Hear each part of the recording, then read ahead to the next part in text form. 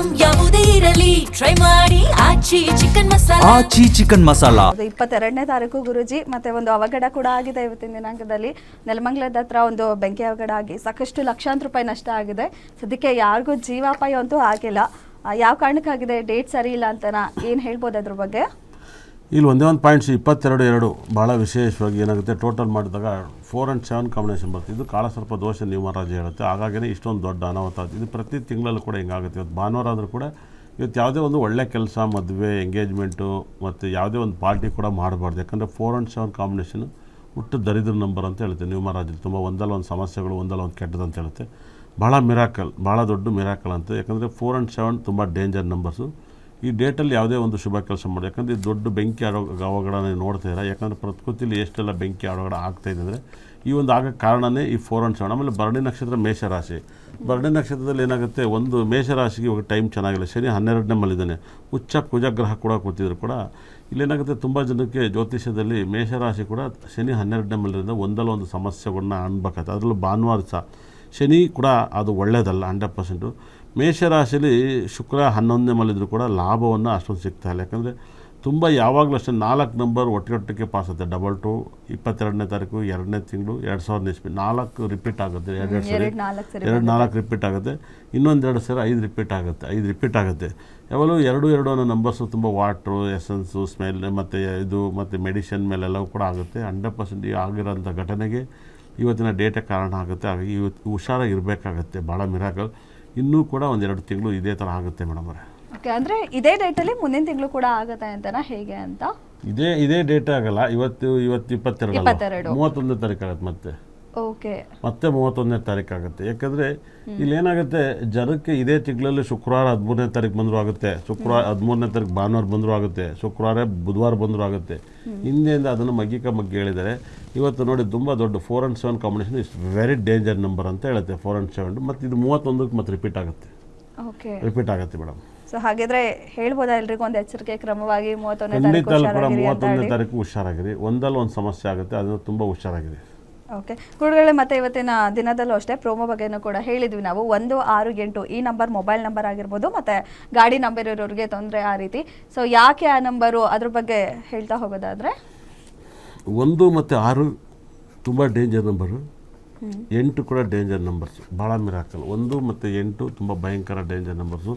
ಒಂದಲ್ಲ ಒಂದು ಸಮಸ್ಯೆಗಳು ಬರುತ್ತೆ. 1ನೇ ತಾರೀಕು ಅಂದರೆ ಇವತ್ತಿನ ಡೇಟ್ ಆಫ್ ಬರ್ತ್ ಟೋಟಲ್ ಮಾಡಿದಾಗ 16 ಬರುತ್ತೆ. ಅದು ವೈಬ್ರೇಷನ್ ಅಂತ ಹೇಳುತ್ತೆ. ಅದೇ ಥರ ಈ 6 ಬರೋಂಥ ನಂಬರ್ಸ್, ಮೊಬೈಲ್ ನಂಬರ್ಸು, ಯಾವುದೇ ಒಂದು ಮೊಬೈಲ್ ನಂಬರ್ 6 ಎಂಡ್ ಆಗಬಾರ್ದು. ಅವ್ರಿಗೆಲ್ಲ ತುಂಬ ತೊಂದರೆಗಳು ಸಿಕ್ಕಾಬಟ್ಟೆ ಇರುತ್ತೆ. ಯಾರ ಮೊಬೈಲ್ ನಂಬರ್ 6 ಎಂಡ್ ಆಗುತ್ತೆ, ಮತ್ತು 8 ಯಾರ ಮೊಬೈಲ್ ನಂಬರ್ ಎಂಡ್ ಆಗುತ್ತೆ, 8 ಅಕೌಂಟ್ ನಂಬರ್ ಎಂಡ್ ಆಗುತ್ತೆ. ಇವರಿಗೆಲ್ಲ ಸಿಕ್ಕಾಬಟ್ಟೆ ತೊಂದರೆಗಳು ಈ ವರ್ಷ ನೋಡಬೇಕಾದ್ರೆ. ತುಂಬ 8ರಲ್ಲ ಲವ್ ಮ್ಯಾರೇಜಾಗಿ ಓಡೋಗ್ಬಿಡ್ತಾರೆ. ಅದು ಕೆಟ್ಟ ಲವ್ ಮ್ಯಾರೇಜನ್ನು ಮಾಡ್ಕೊಬಿಟ್ಟಿರ್ತಾರೆ.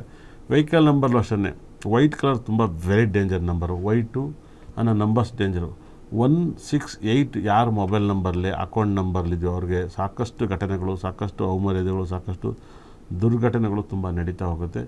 ತುಂಬ ಕೇರ್ಫುಲ್ಲಾಗಿ ಹ್ಯಾಂಡಲ್ ಮಾಡಬೇಕು. ಇಲ್ಲ ಇದು ಸಮಸ್ಯೆ ಮೇಲೆ ಸಮಸ್ಯೆಯನ್ನು ಒಡ್ದಿರೋ ಥರ ನೋಡ್ಕೊಳ್ಳಿ. ತುಂಬ ಒಳ್ಳೆಯದನ್ನು ಪಾಯಿಂಟ್ಸ್ನಾಗಿ ಮಾಡ್ಕೊಳ್ಳಿ. ಮೊಬೈಲ್ ನಂಬರ್ಸು, ಗಾಡಿ ನಂಬರ್ಸು ಸ್ವಲ್ಪ ಚೇಂಜ್ ಮಾಡ್ಕೊಳ್ಳಿ. ಇದ್ದವರು ಹುಷಾರಾಗಿ ಫೋನಲ್ಲಿ ಮಾತಾಡಿ.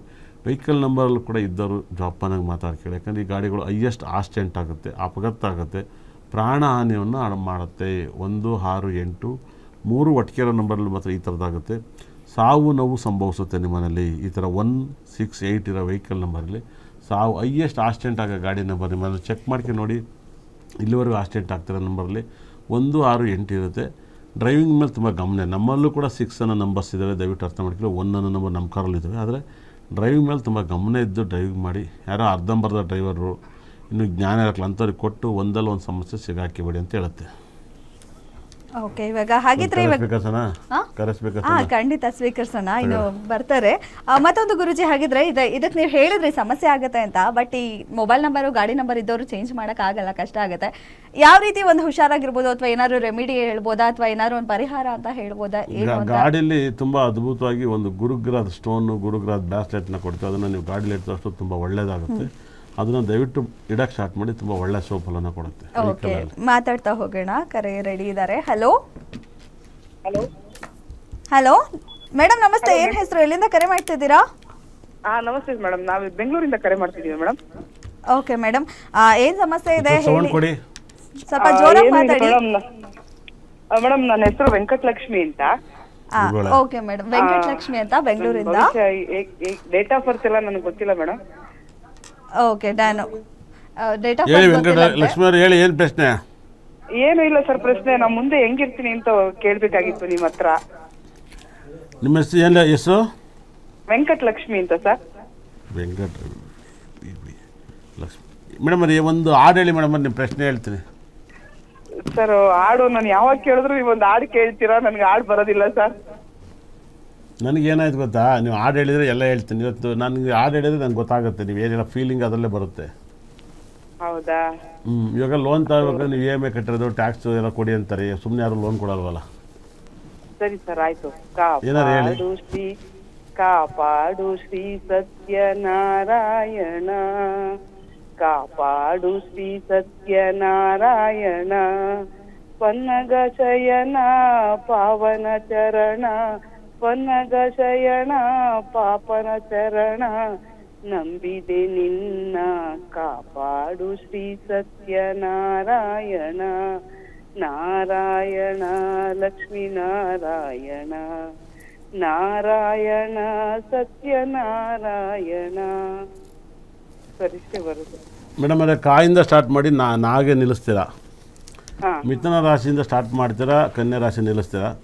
ಹಾಗಾಗಿ ಏನಾಗುತ್ತೆ, ನಿಮ್ಮ ಹೆಸರು ಬಂದು ವೃಷಭ ರಾಶಿ ಸ್ಟಾರ್ಟ್ ಆಗುತ್ತೆ. ಮಿಥುನ ರಾಶಿ ಕುಟುಂಬದವರಿಂದ ಮತ್ತು ಮನಸ್ತಾಪಗಳು, ಮತ್ತು ನಿಮಗೆ ಕುಟುಂಬದವರಿಂದ ಯಾವಾಗಲಾದ್ರು ಮನಸ್ಸಿಗೆ ನೋವಾಗ್ತಾ ಇರ್ಬೋದು.